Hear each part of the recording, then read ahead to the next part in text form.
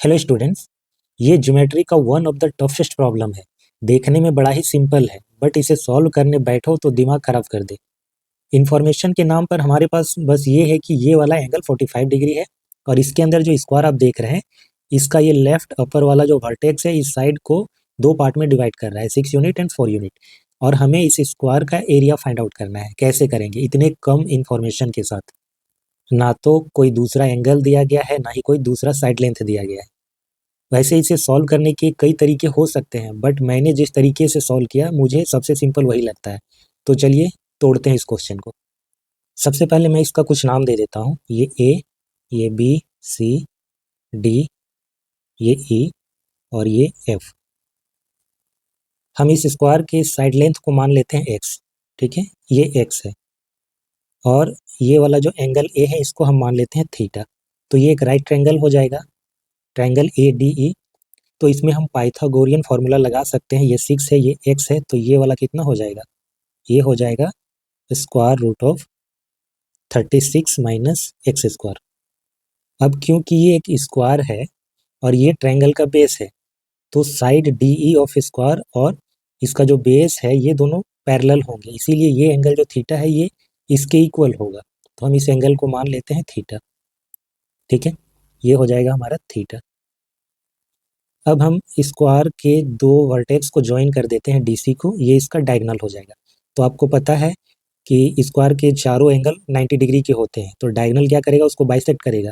तो ये वाला जो एंगल है ये हो जाएगा 45 डिग्री और ये भी हो जाएगा 45 degree.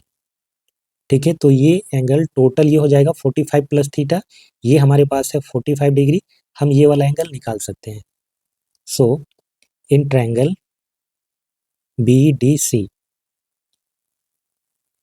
Angle B C D equal to 180 degree minus 45 degree plus 45 plus theta.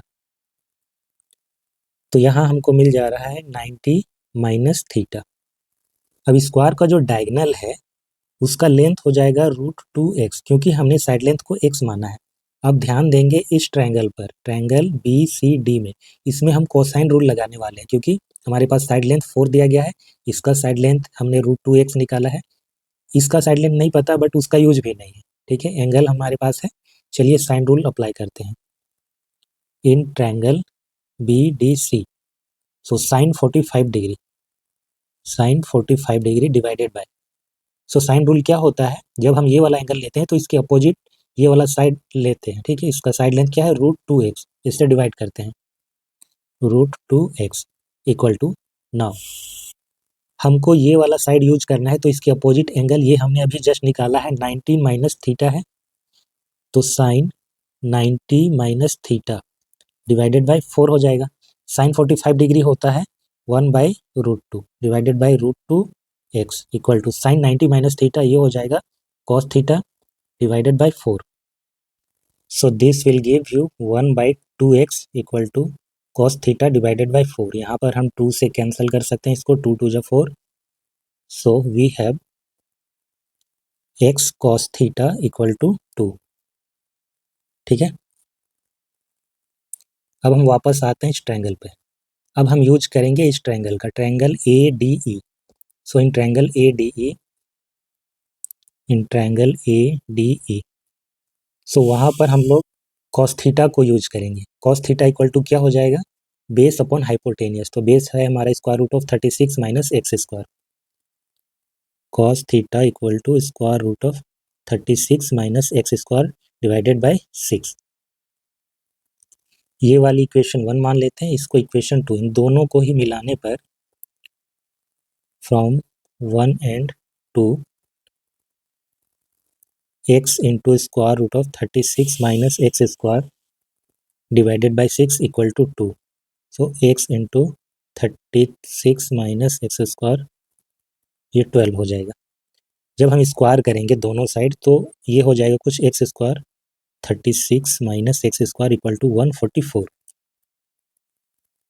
So x to the power 4 minus 36 x square plus 144 equal to 0।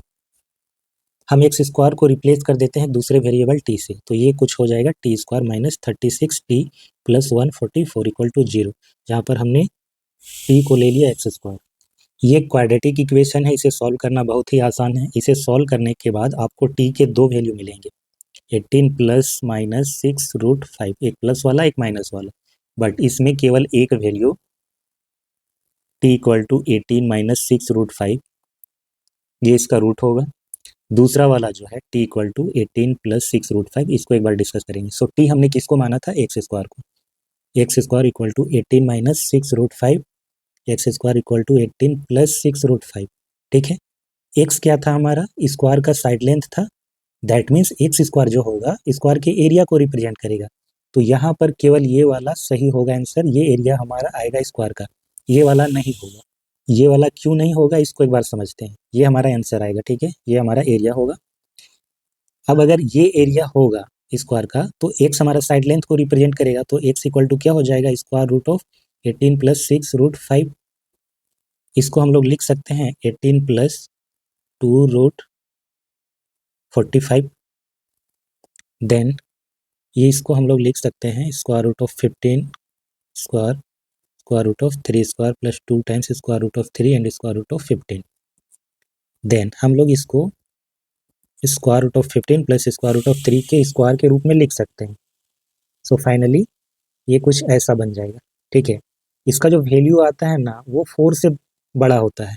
4 से बड़ा होने से प्रॉब्लम क्या आता है कि ज्योमेट्रिकली ये फिट नहीं आएगा इस ट्रायंगल के अंदर, क्योंकि ये वाली जो साइड है ये हमारी 4 यूनिट है, और अगर इसका साइड ही 4 यूनिट से ज़्यादा हो जाएगा तो ये यहाँ से बाहर चला जाएगा। ठीक है, तो ज्योमेट्रिकली वो सही नहीं है, इसीलिए केवल ये वाला सही होगा। सो एक्स स्क्वायर का वैल्यू इतना है, दैट मीन्स स्क्वायर का एरिया ये होगा।